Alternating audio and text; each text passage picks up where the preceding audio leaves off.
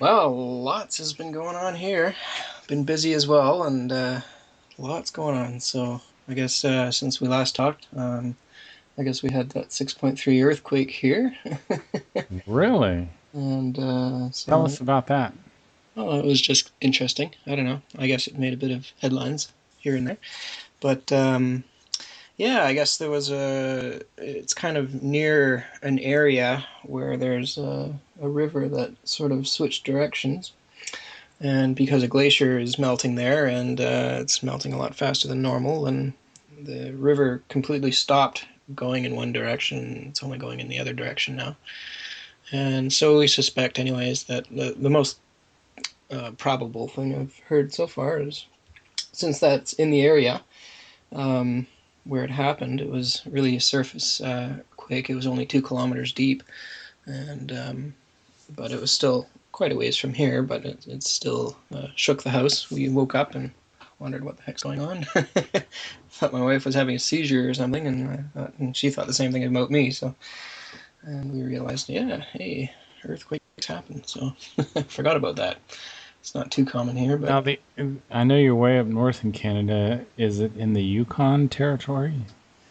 it was just on the BC border. Yeah, Mhm. just in northern BC. So, Okay. yeah, so I guess near Alaska, and I guess Alaska tried to claim it as their own, but it wasn't. So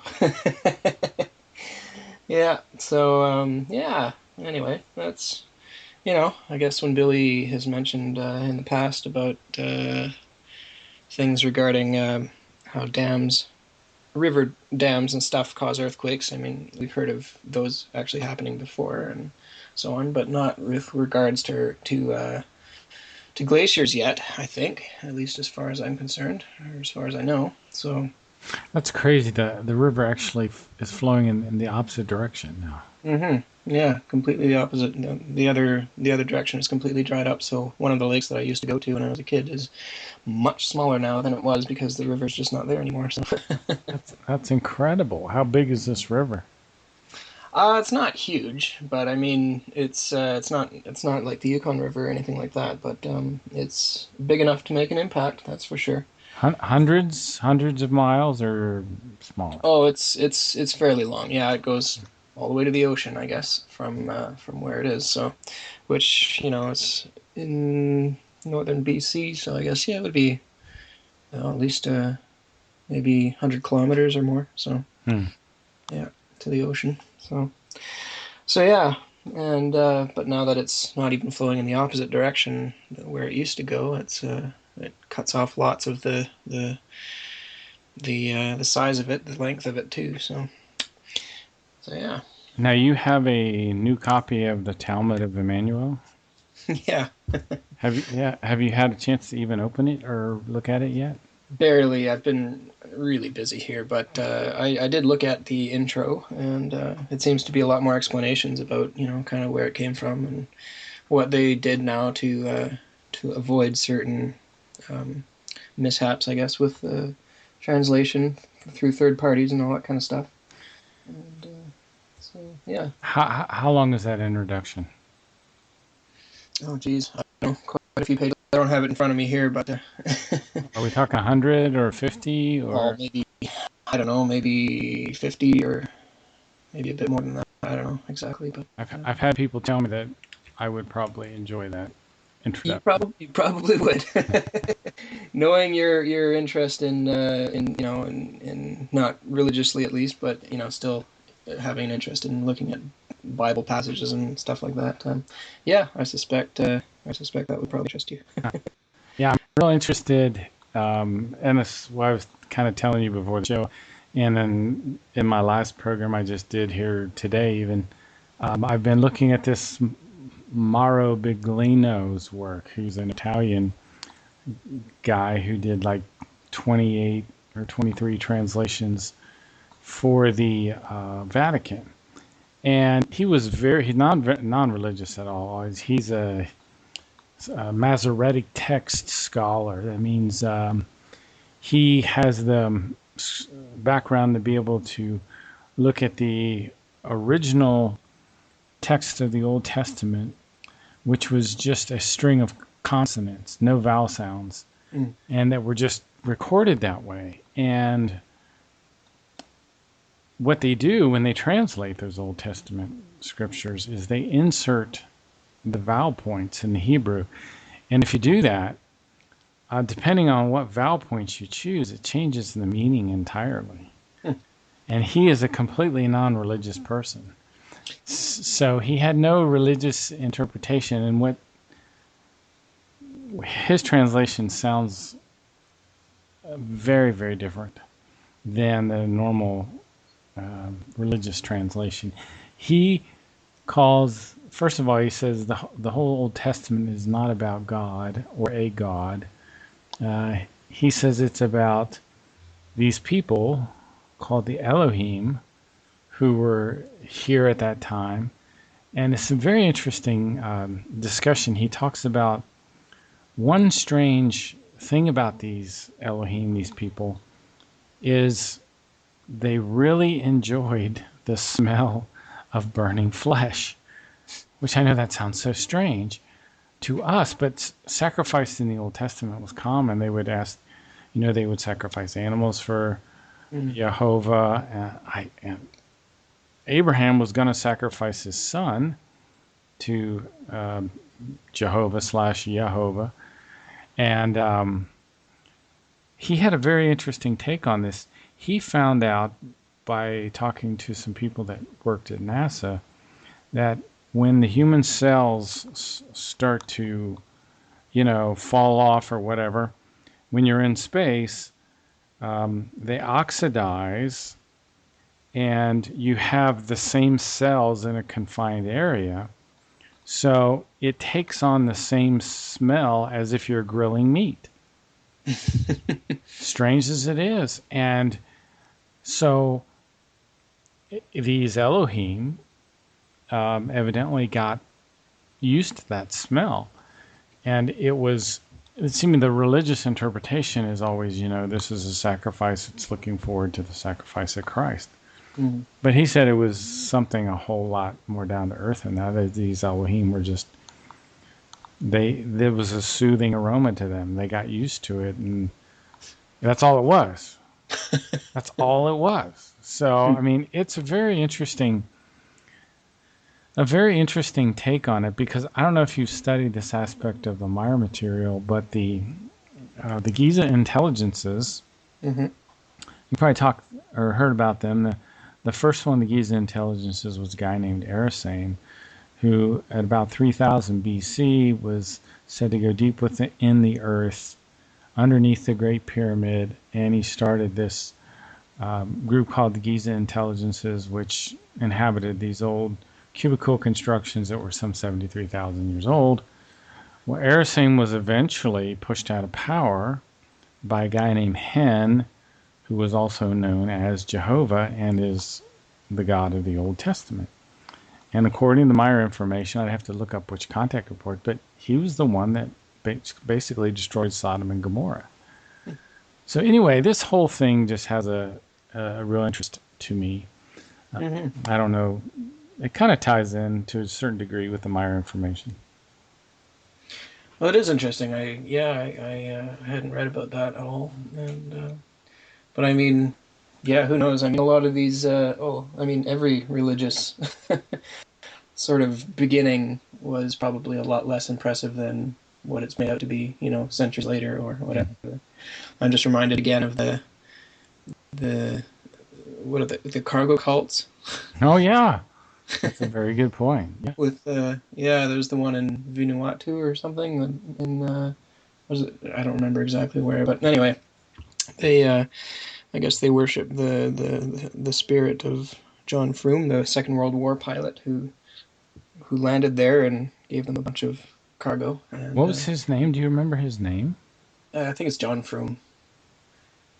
How do you spell that last name? Frume, I think. Okay.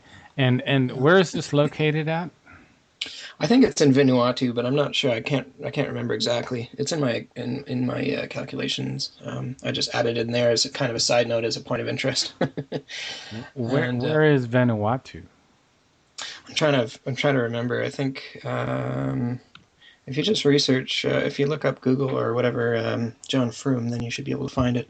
Okay, Uh, I will do yeah, that. it's some offbeat island, somewhere that's obviously not very highly civilized yet, and they're still waiting for this pilot to come back and drop them some more goods from America. So it's kind of funny. Let me see if I can find it. Yeah, here it is. It's John Frum or Frum is a figure associated with cargo cults on the island of Tana in Vanuatu. Now, I Okay. don't know exactly what this is. I'm just trying to get a geographical something in my mind. Uh, I see a map here. Pacific Ocean. that's Um, probably a good guess.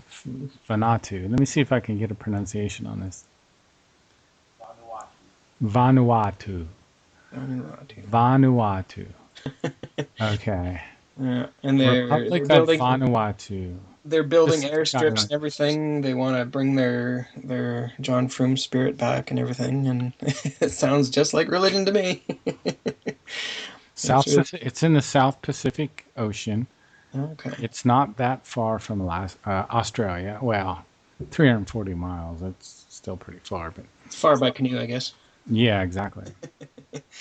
So Vanuatu. So they worship this fella named John Frum, still yeah, to this day. to this day they keep And what how was that 60 years now almost? Or about 60 or more than 60, 70 more than years. 60. Yeah, yeah. It's quite a ways, quite a long time ago You in the know, Second World War. Now. here is the damage that's done to people's consciousness. Mm-hmm. You know, I mean, and here we worship the Elohim, the Jehovah, 2,000, well, actually, probably 4,000 years later. Uh, Mm-hmm. is that about right? 5,000 years later, It's a long we time. we worship this fellow who was more advanced than us.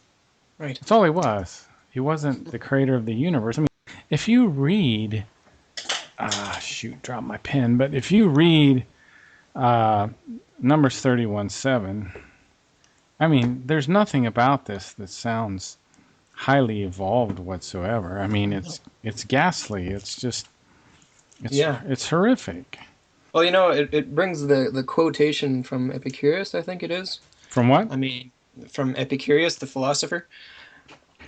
And the quote. I guess he's asking questions like, is God willing to prevent evil but not able? Then he's not omnipotent. Is he able but not willing? Then he's malevolent. If he's both able and willing, then whence cometh evil? Is he neither able nor willing? Then why call him God? And it just seems to reek of these overblown, stories that are just so exaggerated and so forth. And obviously were started, in probably a very similar way than as these cargo cults, that this cargo cult that we're looking at here in Vanuatu. So they have very similar rituals and trying to appease the god or the spirit or whatever of somebody to come back and make their lives easier for them. So they have a ceremonial cross of this John Froome. They have Hmm. a ceremonial flag raising that they go They through. make they actually make a landing strip, or they made a landing strip. I'm not sure if they do it every year, but they have a landing strip for the World War II bomber that he was flying, I guess. So do you remember the kind of plane he was flying specifically? That would be a good thing No, to look up. That would be really interesting. that's not something I ever thought about. No, I'm just more interested in the actual how they interpreted the whole situation, because Well, any plane to them would be amazing. well, the thing that always amazes me is the way these things stick. They don't go away. Yeah, I know. I was thinking about that just the other day, and I guess a friend of mine who I used to hang out with in high school, and we talked about. Actually, he was around when I was making my calculations, if you can imagine that. Um, we would stay up for 3 days straight just talking about everything. That's trying to figure things out and theorizing basically about this and that, and we wouldn't even need sleep. Like we'd just be so completely energized in those conversations, and we'd be like, okay, no, gotta go to sleep now, gotta go to sleep. And like he'd come over for a couple days or whatever, and but we'd just talk and talk and talk, and like 5 minutes later, another idea would come up, and we'd go on for like another 3 hours. And but like this guy, I guess he's totally converted now to Christianity, and I was asking, well, because I guess I didn't know that, but I guess he was responding to something that I had said, and I wasn't expecting him to respond in that way at all. Hmm. And then he's like, well, that's not really the way it happened. And I was like, well, the quotations are right in the Bible of God killing and murdering and just destroying villages, women, children, even animals. Don't ask me why, but hey, animals are bad too, I guess.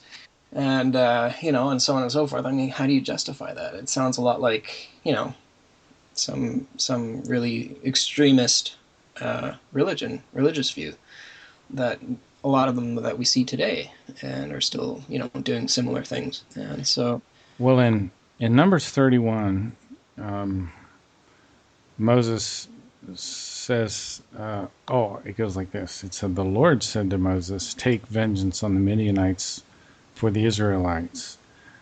So they go in and they kill all the men, and then when they come back, Moses is angry, and he says, "Have you allowed all the women to live?" He asked them. They were the ones who followed Balaam's advice and were the means of turning the Israelites away from the Lord. So there must have been more than one Elohim on the earth. mm, They competed. mm, So, so Moses had sent him back. Now kill all the boys and kill every woman who has slept with a man, but save for yourself every girl who has never slept with a man. So, and then they talk about some other things, but later they number the girls that they brought back as their slaves, concubines, whatever you want to call them. 32,000 that gee, they brought back. Now think about that. Um, you just watched your whole tribe wiped out. Your mother, your father, your grandparents, your brother, maybe your married sister, your cousins, your nieces and nephews. Now, do you think these women really were interested in being married to these Israelites? Probably not. So I no, imagine some of them were definitely probably raped and forced, and mm-hmm. it says later that they were allowed to let them go if they didn't please them. So those poor women were just left into the wilderness to either be killed by wild animals or to starve to death, or maybe get lucky and be saved by some wandering group of people or whatever. Who knows? Mm-hmm. But this is the Numbers 30:31. I mean, it's if you can take the religious fog out of your mind and just think about this, we make a big deal out of 9/11, 3,000 Mm-hmm. people killed. There were Mm-hmm. probably hundreds of thousands of people killed here, and 32,000 abducted women. It's just insane. It's Mm-hmm. totally insane. Yeah. Yeah. I mean, how can you justify that and say, oh, well, that's good? I mean, and this guy tried to tell me, well, God thought he was wicked. God thought they were wicked or something like that, and I was like, well, no, sorry. That's not a reason. And that's not using your mind. It's not using your logic. So, Well, but this this is this somebody that I grew up with, I know, I know. and I'm like, I that was the last person I ever expected to fall into this sort of thing, and I thought, I can't believe I'm hearing this. I can't believe I'm actually hearing this. I mean, he's a hair's difference from ISIS or somebody, Al Qaeda or any of those guys, if that's what he really thinks, you know. I was So. looking at your John Frum here. It's very interesting. Chief Isaac Wan Nikah, its leader, was quoted by the BBC from years past as saying that John Frum was our God, our Jesus, and would eventually return. That is so sad. It's amazing, isn't it? It is amazing. Yeah. It's just the impression that made on generations of people to this day. Yeah. And this, I think, is a very good, clear example of what would happen to most of the people on our planet if the Pleiaren, say, or any other group of ETs or whatever made themselves known automatically, just instantly to the whole world. Hmm. You know, 90% of the people on this planet are still quite religious. I mean, just my friend who I went to high school with, who I never thought would ever be, in that camp, who now is. And I'm just like, wow, he used to be really into physics and science and things, and here he is now quoting, trying to justify killing a bunch of people because some crazy man said so. I mean, well, yeah. there's something about religion, though. It affects your mind. Like I called it earlier, the fog of religion. It Even a person that has the perceptive ability to think, it shuts them down in a way that's not good. And Yeah. it's hard to tell what exactly happens when a person clicks one way or another. So I would bet he has, if it's only subconscious, cognitive dissonance. Mm-hmm. Because he knows what you're talking about. Mm-hmm. He knows exactly what you're talking about. Yeah. But he cannot, you know what I'm saying? It's just hard to describe. It is. It's really, you can't, I don't know. I always say you can't make sense of insanity. Ah, that's wild. So, it's always amazing, but Let, you let me shouldn't try to make let me sense of read it. just a little bit of this. John Frum, also called John Broom or John Frum, is a figure associated with cargo cults on the island of Tanna in Vanuatu. He is often depicted as an American World War II serviceman who will bring wealth and prosperity to the people if they follow him. He is sometimes portrayed as black, sometimes as white. Quoting David Attenborough's report of the encounter, "E look like you, E got white face, E tall man, E live long." South America. I don't know what that was all about. The religion centering on John Frum arose in 1930 when Vanuatu was known as New Hebrides, although there was a claim in 1949 that it started in 1910. So maybe this was actually a little bit before World War II. But evidently he was a serviceman. I'm just Mhm. trying to scan through here. Now, in the 1940s, 300,000 American troops were stationed somewhere near this place, Mhm. and they brought in enormous supplies of cargo. After the war and the departure of the American followers of John, Frum built symbolic landing strips to encourage American airplanes to land and bring them cargo. This is so it's so sad. It's just Yeah. But it's outlining a very clear example in our time of how this stuff develops. and it doesn't go away. It doesn't Somehow go. it's passed down. Mm-hmm. Yeah. Yeah, the rituals and all those stories are passed down, but not the wisdom. Yeah. Yeah. Yeah. It's it's amazing. It's mind blowing. There Yeah. is Billy has a writing, what's it called? God, Delusion, and Insanity. I've never read it. I don't even know if it's in English yet. No, not yet. No, Oh, it's not. no. I would like to read that. I guess some passages have been translated from it, I think, but no, You know, I not. came from that whole world, that whole worldview. Mm-hmm. I did. It's amazing. It is. It what happens? It's hard to describe. Like you suspend your disbelief, and you kind of shut off that logical scrutiny part of your mind, Mm-hmm. and you because everyone has the desire for answers to the big questions. You know what I'm saying? Mm-hmm. So that's kind of what happens, and so you live with um, the anomalies, if that Yeah. makes any sense. You just kind of Yeah. live with them, you know. Well, that's the weird thing too that I notice about how the school system doesn't really function to educate people. I was lucky because my dad was into dinosaur bones when he was a kid, so he had boxes of dinosaur bones. We went back to the place where he lived and when he was a kid, where he picked these dinosaur bones, and he got to know the scientists when he was a kid. He would ask them questions, whenever he found bones, he would be out, picking bones every day or fishing.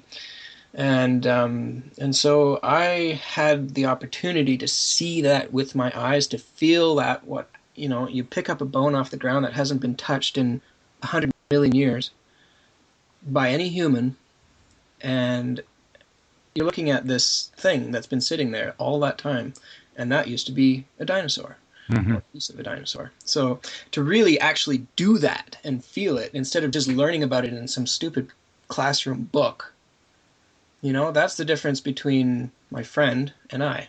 He didn't have those experiences when he was a kid. He learned in school. Well, let me tell And you, it Richard, I don't know. I'll just keep. I just want to finish this thought. sure. Richard Dawkins. He also wrote a book called The God Delusion. He's a biologist, Hmm. and he wanted to take a classroom of kids and teach them what the theory of evolution is, and what a fossil is, and all this kind of stuff, and how it got there, and so on. At first, the kids, they didn't have any experience, real world experience, field experience, dealing with that sort of thing. So they heard about it in the classroom, but they didn't believe it. They didn't care. It was just information to them that they had to pass a test, and then they would just forget it, and that was it. Well, he brought them out into the field where you can pick up fossils and learn about, what this is and how it got there and how this material formed and all this kind of stuff. By the end of the show, there was a significant difference in what those kids understood. So no longer was it just about classroom, oh yeah, just let him talk, just talk to a wall, I don't care, it's just pointless information. Um, Turning it into actual, real experience. And I think that's the only thing that can really make that shift. Now, I grew up in a place that's, quite natural. There's not very many people around. So I had to grow up learning about things like farming, hunting, natural cycles, and ice versus going on a river with, a boat. You just have to learn that there are limits in the universe, and those limits are not subject to what we want to believe. They don't care what we want to believe. If you want to go walk on thin ice, then go kill yourself. That's the end of it. So that's, it's not something that you can get just out of a book. And I see so much of that in the education system, and that's why it fails. And it's probably designed to fail. It's probably designed to make people resent education, because they're, crammed this constant information in their brains, and they're just memorizing and memorizing and memorizing, but they're not actually learning anything. And I know a lot of musicians, or I can't even call them musicians because they don't play music, but they can sure talk about it. They can talk about all the theory, they can talk about, everything, but they can't actually do it. So it means nothing to them. Hmm. So I think that's probably a big part of the explanation of why the world is where it is. And I don't know about these cargo cults. I'm sure they don't have an education system there, but not that it would probably make much of a difference, because it certainly doesn't make much of a difference in our world either. So, since 90% of the world is still, religious. So, I'm really glad you brought this up because this is absolute one of the best examples of what religion can do. hmm It's absolutely astounding. I'm still looking at this and still amazed. it's amazing, because it happened, in my grandpa's lifetime, and it's still happening now, and it's something that is documented very clearly, so we know exactly what happened there. We know that, a bomber, there's probably a bunch of records of this bomber having, or this whatever plane having landed there, and you know, and so on and so forth. So it's interesting to actually observe a real hard case where this has happened, and is still happening today as a result, because they don't know any better, and they're just brought up as children to believe this, and that's what they believe. Well, this is great. You really spurred on a whole new area of research that I want to look into.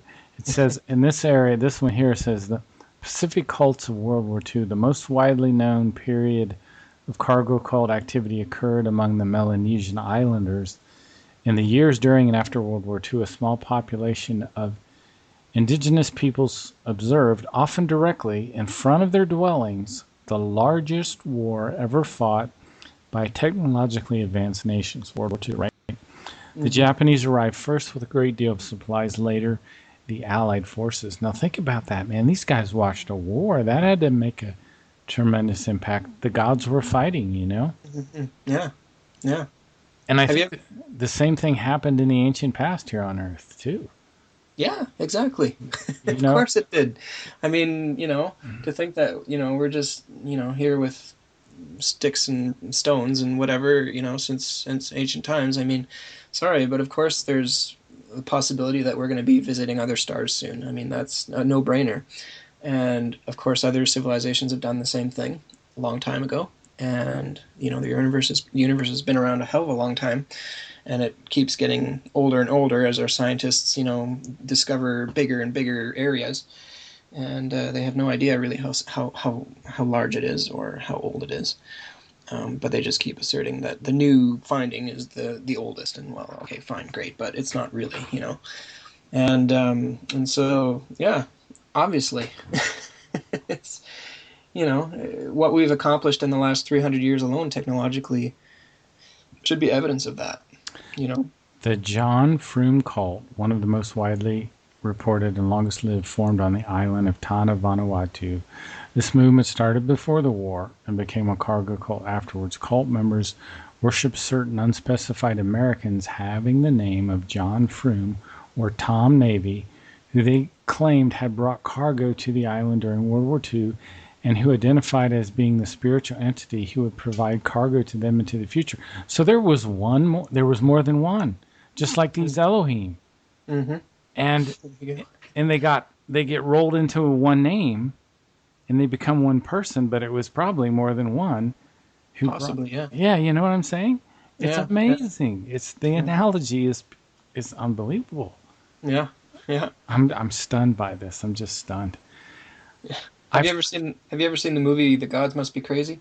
no, no, no, no. And oh God, you gotta watch that movie. Really? I've never seen that. No. It is the best movie ever made. It is hilarious, and it's really a great, great commentary. It was made in the '70s by a private, just a man that was living there. It took him like 7 years to make this movie, and he lived in Africa. I think he was a scientist. I'm not sure, but it is a brilliant movie. It's really funny and just perfect because it's basically about the two worlds colliding because you have these tribes that have never seen, you know, cities or any of our they've never been introduced to our technologies and all this kind of stuff. And these tribes in Africa that are living on their own sustainably and so on, and they come in contact with the gods. They call them gods because the airplane would go over, and like they would say, oh well, maybe God's tummy is rumbling from eating all that good food or something, because the airplane's making noise, and you can see a bit of the stream coming from behind the plane, the clouds that they make, and and so they were just dismissing that. Well, maybe that's just his flatulence, and this kind of thing. And then somebody drops a bottle out of an airplane, a Coke bottle, and it falls all the way down next to this guy, and he picks it up, and he's never seen anything like it. It's clear as water, but it's solid, and then all of a sudden, he brings it back to the tribe, and all of a sudden, the tribe is looking at this thing and thinking, wow, and then all of a sudden, over the days and the weeks, I guess they all find new uses for this bottle, and all of a sudden, an object that they lived without forever is now something that they can't live without, and then it causes a fight in the tribe, and then the one guy that found it wants to go throw it off the end of the earth because he said, well, the gods must have been careless because they usually only just bring us things that we need, things that because we're their lovers and their children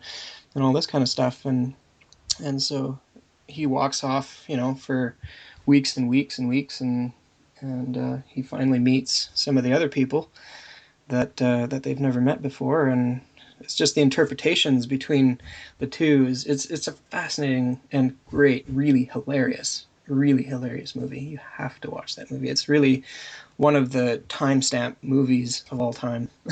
Listen, listen to this. It's more along the lines of what you're saying. Cult behaviors usually involve mimicking the day-to-day activities and dress styles of U.S. soldiers, such as performing parade ground drills with wooden or salvage rifles. The islanders carved headphones from wood and wore them while sitting in fabricated control towers. They waved the landing signals while standing on the runways. They lit signal fires and torches to light up the runways and the lighthouses.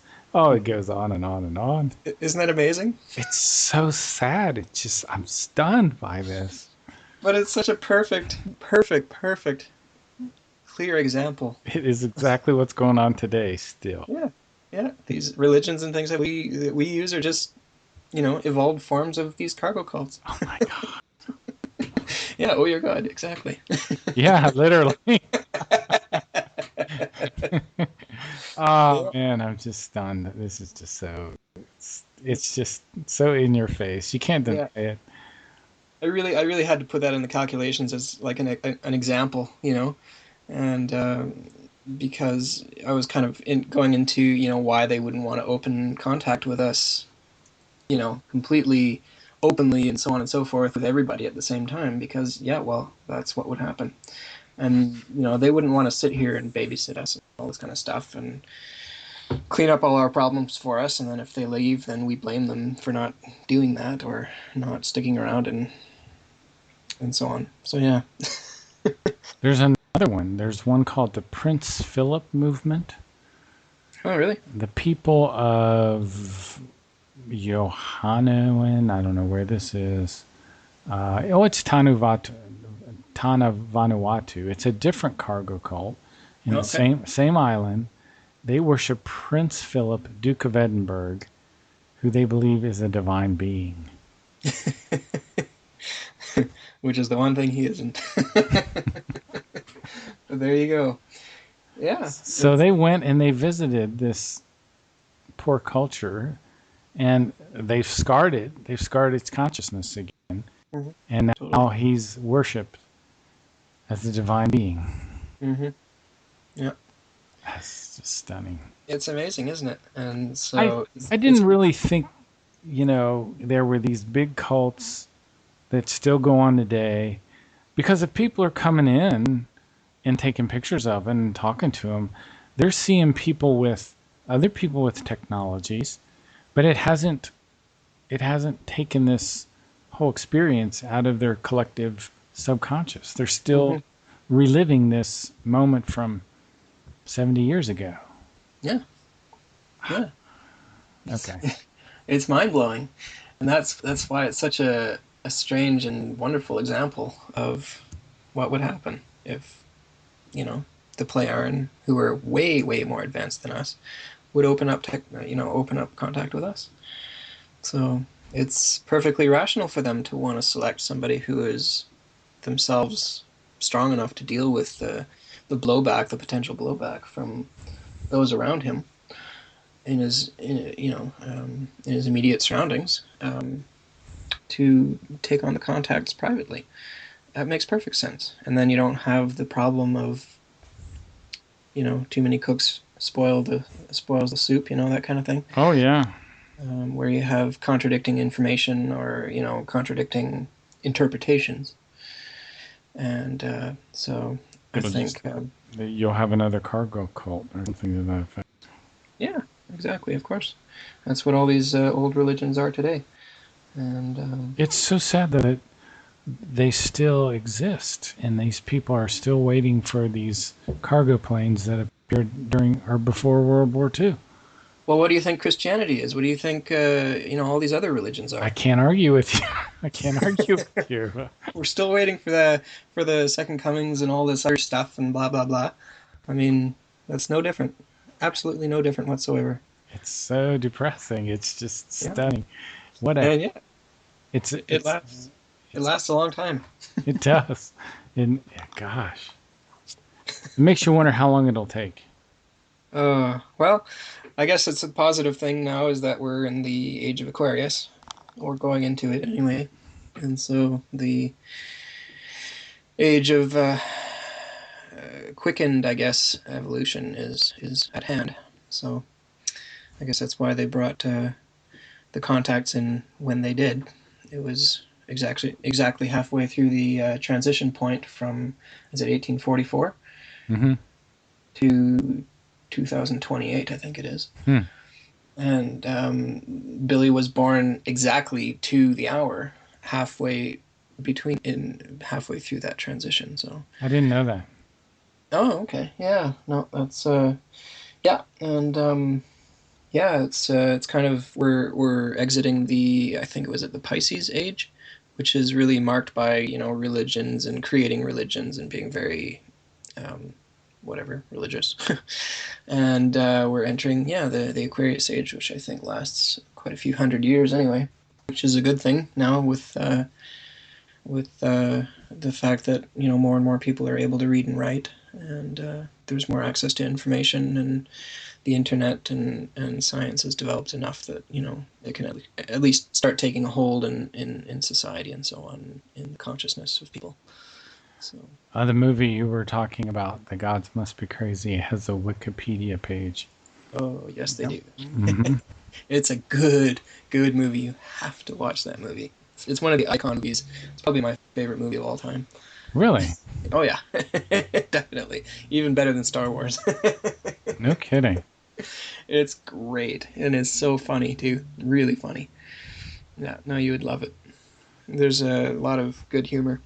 I guess one of the guys that he meets is a biologist, and yeah, they actually have to take care of him for a while because this guy tried to eat a goat or whatever, and it was from a farm, so he killed some livestock, and they took him to jail and all this kind of stuff. So then this scientist and his interpreter, who was working with him, was able to speak this guy's Bushman language. I forget what it was called, but Hmm. anyway, so they took him in for a while, and they kind of lived together and did some stuff. But there's a bunch of other stories that kind of happen at the same time, and it really works out really well. It's really interesting. It's a really, really good commentary on our society. A very, very good commentary.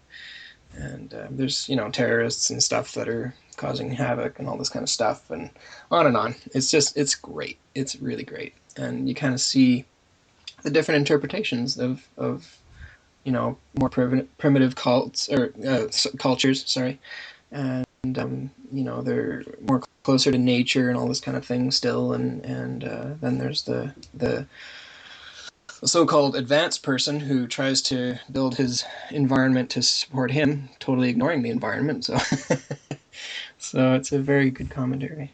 Yeah, I think you would love that movie. It's one of the ones I actually bought on DVD. So, So you've watched it more than once. oh, many times. Yeah, yeah, it's a brilliant movie.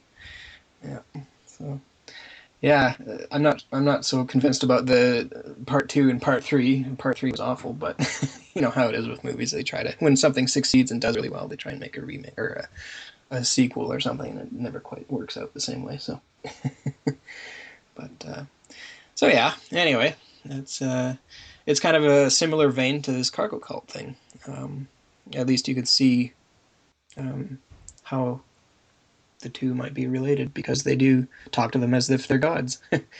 And because some of them were speaking English when he would meet them, and he's like, "Wow, they can't really talk; they just make these funny monkey sounds, and all this kind of stuff." So, and yeah, so anyway, it's really interesting.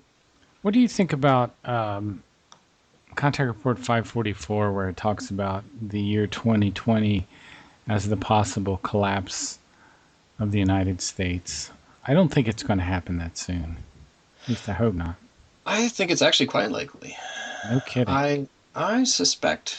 Um, well, yeah, I don't see really. I mean, a lot of the countries, even just today, um, you know, Germany and so forth, are wondering what the hell the United States is coming up with these Russian sanctions that they didn't ask Europe at all about, and now Europe.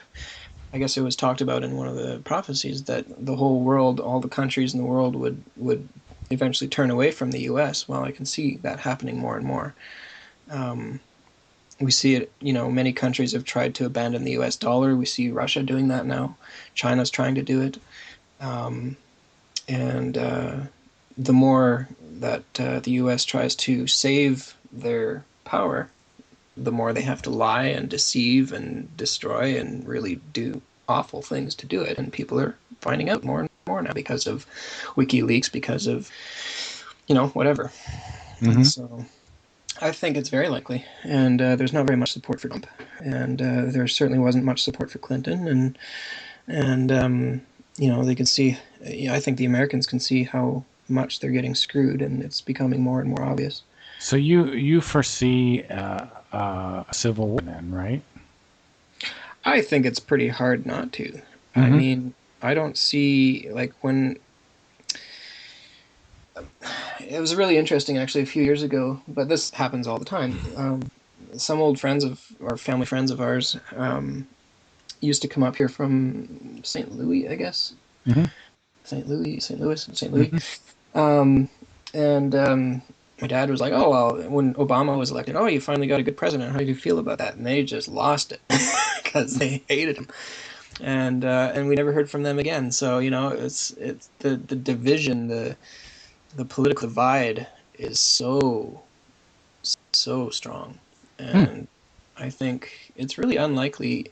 And now we're seeing more too that you know it doesn't really matter who's president, and because the people in the background are the ones that Obama wanted to do a bunch of really good things, but he never did because the people in the background who were actually pulling the strings. So I don't think it's very likely that we won't see civil war or two, as Billy Well, yeah, he points. says two, right?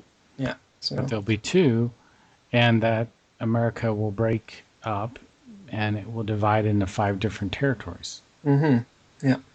And all religiously dictator, that kind of thing, dictatorships. So it's yeah. I don't really see how it can't happen, to be honest, Hmm. unless And there's a really big drastic change, which I don't think is likely. well, one thing that I see that's um, to the positive side of things is that Americans are so preoccupied with their day-to-day life and their jobs and their possessions. Half of them just are oblivious to what's going on around them. They don't even care. Yeah. So to get them to go out and fight, I don't think that's like, maybe it will happen. Who knows? Well, the economy is probably not going to get any better, so I suspect a lot of people who will be losing their jobs, who have those jobs today, will probably get disillusioned with things in a very short time. Um, Especially with the media, and the job that they're doing against Trump. And I'm not saying I support Trump, and I very much would rather have Sanders, Bernie Sanders in there. We're just lucky that Clinton didn't get in and start a third world war, which would have been 100% certainty. Trump is just a very high probability that there might be civil war or world war, but there's still a very small possibility that there might not be. So it's still a better option. But I don't know. He's nuts, and they're all nuts, and I just yeah. I, I really can't see how there wouldn't be. I have a hard time. Just the political division, even among Figu people in America, is really strong. So if it's affecting them, just imagine the average person. Other things that are talked about: enormous natural catastrophes, rolling walls of fire, violent hurricanes Mm-hmm. rage across America. We've certainly seen the fires. Mm-hmm. We've seen those. America's largest cities will be absolutely destroyed. Now, we haven't seen that yet. Getting there. I guess with all the fracking and stuff that's going on too, with the earthquakes and um, destroying the drinking water and all these things like that too, and I suspect all these sanctions against Russia and all this kind of stuff that even even EU, the Europe, Now, are you doesn't want. sure there are sanctions against Russia? They're trying to put it through right now. Oh, Yeah. you mean the people on the left, the Dems? No, no, the I guess it was just voted in yesterday, 92 to 90, no, was it 92 votes yes and 2 votes no, I guess. Oh. So they're basically trying to See, what is so strange right now is I think the CIA of the United States is really have been infiltrated by some foreign power. I don't know if it's Saudi Arabia. I don't know who it is, but they're putting out complete disinformation well, on maybe Israel. or Israel. This is a very good possibility. Israel, and they're putting out just pure disinformation, which is being echoed by the mainstream media. It's Hmm. complete and total. It's never been this bad. I mean, it's just horrible. Yeah, Complete well, lies. Blatant lies. exactly. And that kind of thing can only last for so long before it collapses. I Hmm. mean, I don't think there's a whole hell of a lot of chance that people are gonna be thinking so, giving anybody the benefit of the doubt in terms of mainstream media and so on in a few years. I very highly doubt it. I mean, it's really collapsing already as we speak, but the chances of that having any hold in people's minds in terms of, yeah, I believe that, and I don't think is very likely in the pretty short to medium term. So, Well, um, here's some interesting stuff that talks about France. For all the French based military operations, the weapons of mass destruction stored in the arsenals of France will be used and cause evil, devastation, destruction, and annihilation. So, mhm. is that saying that France is going to nuke somebody? Sounds like it. It does, doesn't it? Well, not France as in France as we know it, but France as in France when they are taken over by ISIS or whoever.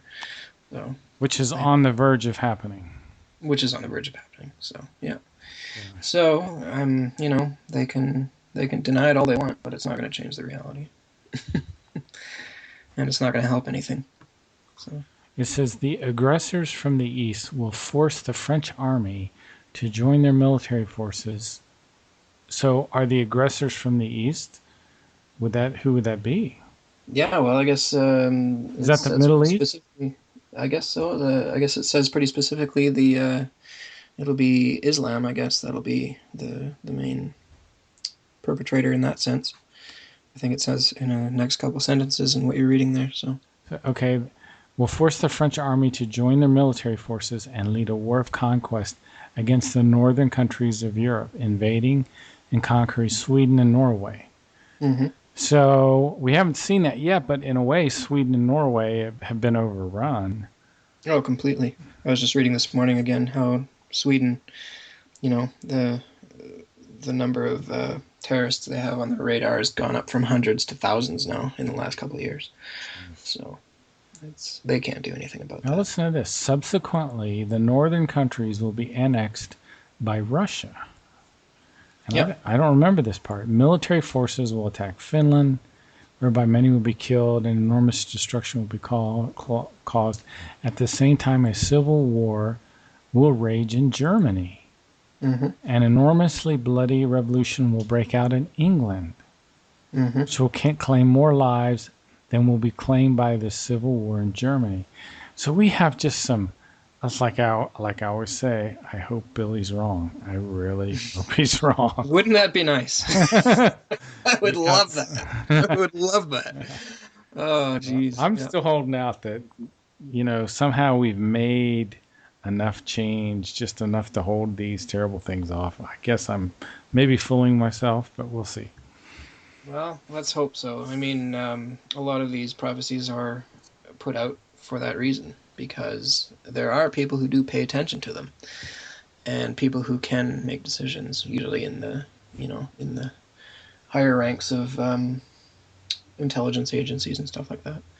So I hope that they, can do something. I mean, they've certainly been helpful. I mean, I guess who is it, that Comey FBI director or whatever, who's come out now saying that he was the one who leaked the thing about Russia and all this stuff. Yeah, it was just made up.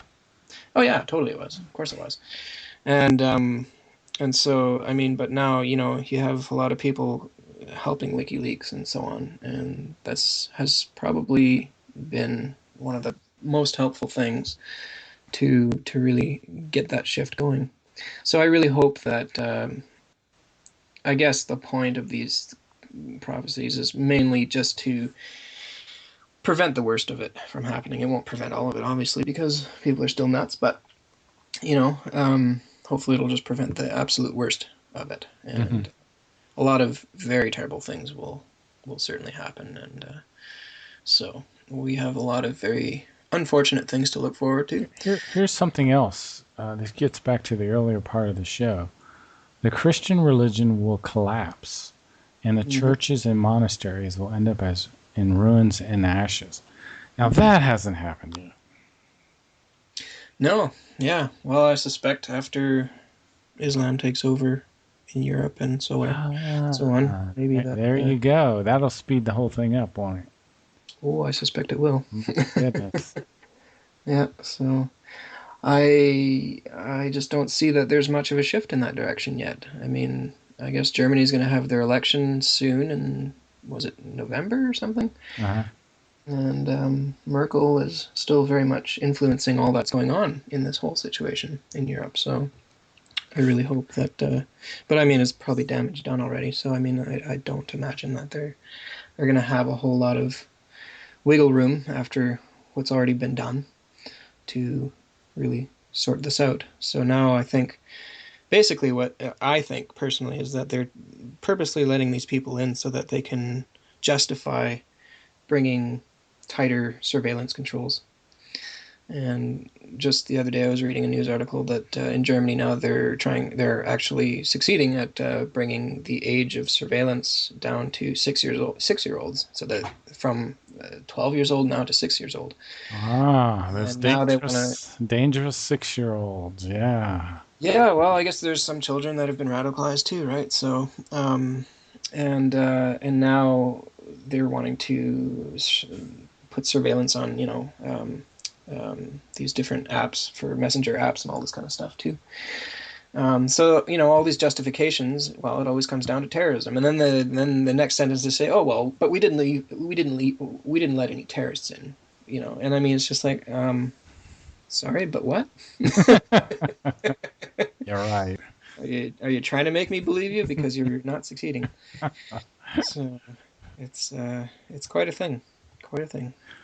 Well, let me thank you for coming on and bringing up the subject of cargo cults, which I think was absolutely fantastic, and also kind of having us look at these prophecies again. I haven't looked at these prophecies in a couple months. Yeah, well, thanks for having me on. I just thought the cargo cult thing was really fascinating when I first heard about it. So it's lots to think about. I will put this show up and it'll probably air on Monday night. Great, sounds good. All right, Daniel, thank you for coming on. Yeah, thanks for having me. Good to talk to Always a you again. pleasure. Yeah, Have a good day. you too. Thanks. Bye. Bye bye.